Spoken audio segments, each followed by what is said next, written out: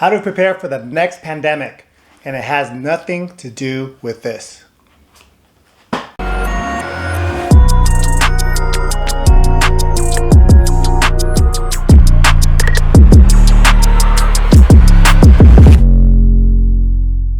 Hey guys, Rick Fan here, and thank you very much for stopping on in. Thanks for joining the channel and watching this video. At the end, make sure you guys give me some feedback, give me some comments. Love to interact with you, get an idea on what your pulse is as far as how you want this channel to go, and also want to get your feedback on the topic of the day. But before we dive into it, make sure you guys hit subscribe, pass it on to your friends and family so we can continue to grow this channel. And I'll be sure to bring content like this among various different topics onto the channel to hopefully bring value into your personal and professional life.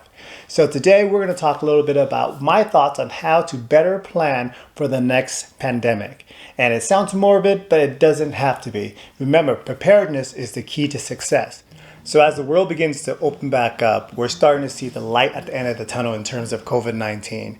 And hopefully, if everything continues to trend the way it needs to, society will start to open back up, eventually to the point where we can resemble a life and a lifestyle pre-COVID-19. So today's video, guys, is not about the disease. It's not a medical video. It's not a propaganda video. It's not a political video, definitely. Today's video is just a quick reminder of what we've experienced, because I think in society, especially in the West, when things become normal and things get good again, we tend to have short-term memory. So what I want to caution everybody on is, once you guys start getting back to your daily and normal life, don't forget the experiences and the challenges that we face. And again, I'm not referring to the medical side.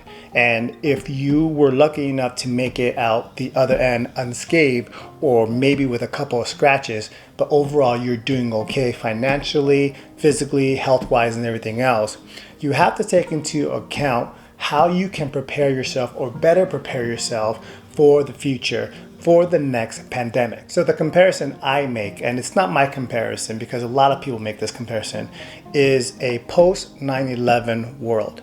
So for those of you that may be a little bit too young to remember, before 9/11, 2001, before the terrorist attack on the Twin Towers, you were able to go to the airport, take somebody to the airport, and go all the way up to the gate with them.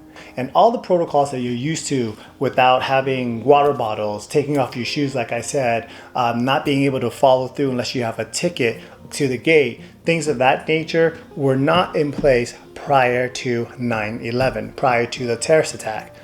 Post-terrorist attack, we set those protocols in place. And for some of us, if you guys remember, those protocols were supposed to only be temporary. You fast forward to 2021, those are as extensive, as extreme, and as in place as day one, because they became a new societal norm. So I want to compare that to COVID-19 and some of the things that has happened during this pandemic.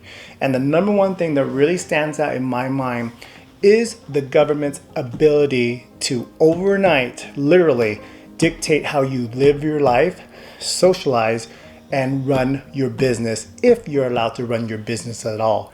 And to the point and to the extreme of them actually shutting you down in the name of public health. Now, again, I'm not here to debate whether that's right or wrong. It is what it is, and it happened as it did. But what I want you guys to realize, that once that genie is now out of the bottle, that becomes a valid option for your local, state, and federal government. So what does that mean for you? Does that mean that personal reserves, business reserves, have to increase?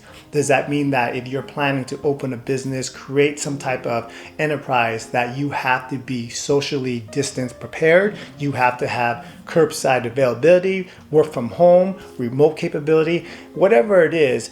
Use this current time and use these current protocols to make sure that you guys are planning for the future, so that in the event this happens again, and my personal belief is not if, it's when it happens again, you won't be blindsided. So whatever it is that your industry is in, you have to ask yourself those questions.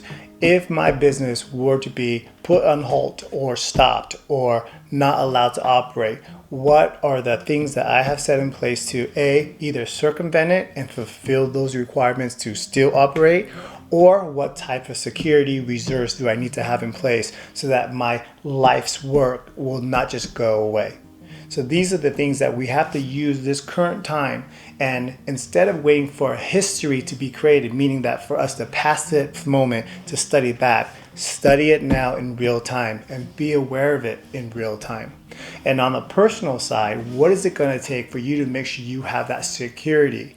So it really comes down to, on a personal level, and really business too, comes down to funding, capital, and finance, right? None of us realistically were prepared.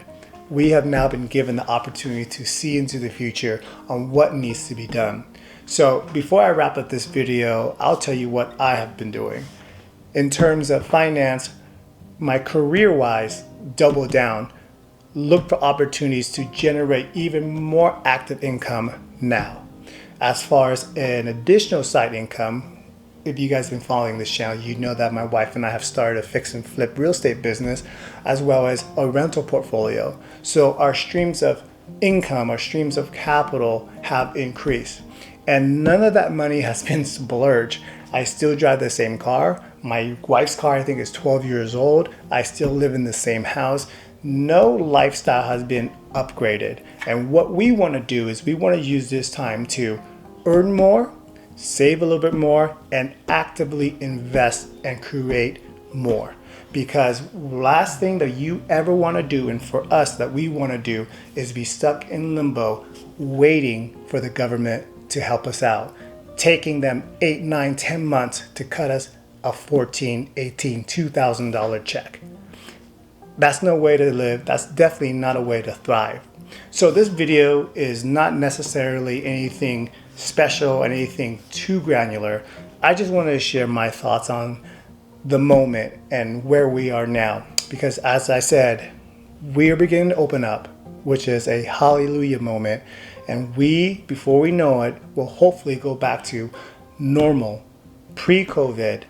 But what we tend to do as a society, because I fall fault of that as well, is we tend to have short-term memory. So don't let this pass you by in terms of learning from the lessons of COVID-19. There's a saying that I recently heard, and it might be a religious saying. I don't know. I don't go to church. I'm not religious. But when there's a value, I take from it. And I think it goes something like this. If you're going to go through pain, don't let pain be in vain, or don't go through pain and not have something come out of it. And I think for most of us, we've all felt some type of pain during this process, during COVID, during this pandemic. What are the lessons that we are picking up? Don't let that go in vain, and don't forget, be better prepared. What is it that you're going to do in the next few months, years, even decades even, leading up to another potential global event?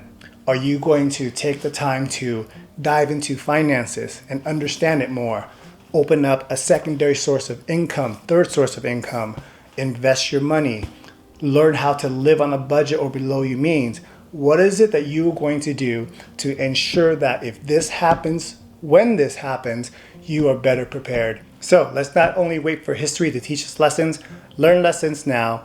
Let's be prepared to thrive, not just survive or barely make it. And be sure to be prepared in all ways. And definitely buy some toilet paper, but leave some for me. Have a good one, everybody. Until next time, we'll talk to you soon.